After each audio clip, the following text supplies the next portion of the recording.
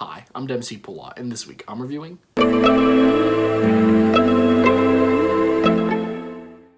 Now before we start off, as always, I just want to take a quick second to remind you guys to make sure you hit that like button if you like today's video, and if you're new here, make sure you hit the subscribe button as well for more movie-related content weekly. But without further ado, let's jump into today's film.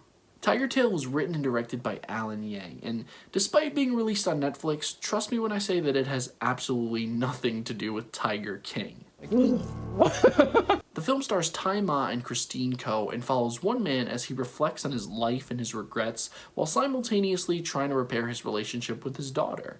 And that's the Cliff Notes version. Honestly, I'd recommend going into this film not knowing too much about it because it will enhance your experience.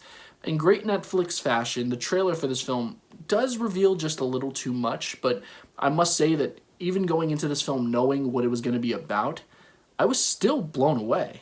This film was beautiful. Well directed, well shot, well written, and perfectly acted. I loved it.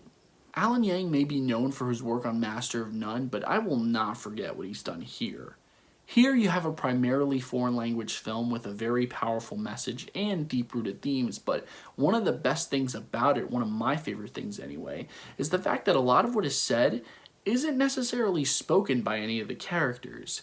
Yang does a really good job at telling us what a character wants or what's on their mind, visually. With our main character, for instance, it's established early on that he creates these ghosts in his head to comfort himself. Yet as an adult, it kind of feels like he's made himself out to be more of the ghost with the way that he shallowly exists in everyone else's life, because to him, it's easier to survive that way. And if you look at the way the story's structured, it's told through a series of vignettes from the main character's life told in no particular order. It kind of feels like we're watching a ghost flip back through time to see the moments that defined it, when it was human. And the very last action that we see our main character do in the film lends itself to the idea that perhaps our main character hasn't felt human or alive in a very long time, perhaps maybe not even ever. The entire film is about the infinite consequences of our actions, but it's also about love, family, forgiveness, and not just forgiving others, but forgiving yourself. The way in which the father and daughter come together and rebuild their relationship is really heartfelt, it's really emotional. I mean, this entire film, it's only about 90 minutes long, it's short, but it's super effective. It will stick with you, trust me.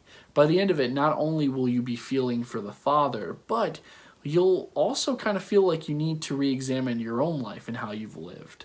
Truthfully, I only had one tiny issue with this film, and even I think it's a bit nitpicky, but I'm still going to tell you anyway. The father's second act.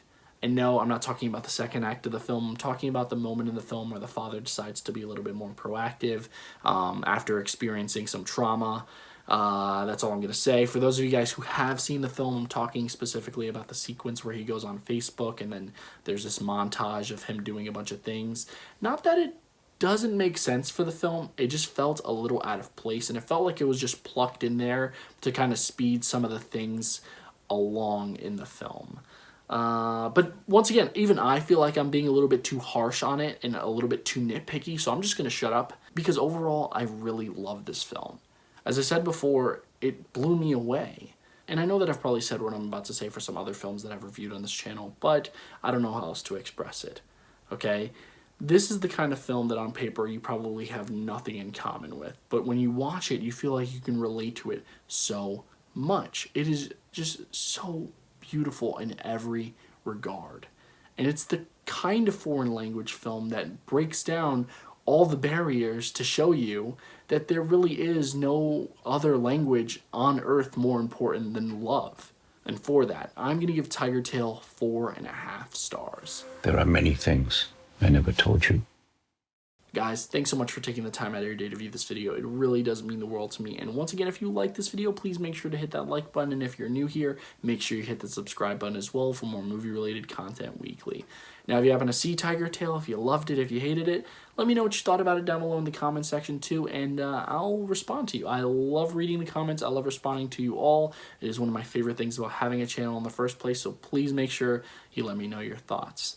But yeah, that's pretty much all the time that I have for you guys today. I have a bunch more stuff planned for you over the next couple of weeks. I do plan on doing another older movie review, but you'll just have to see what it is. So I should probably get back to work. Until next time, I'm Dempsey Poulad. Take care.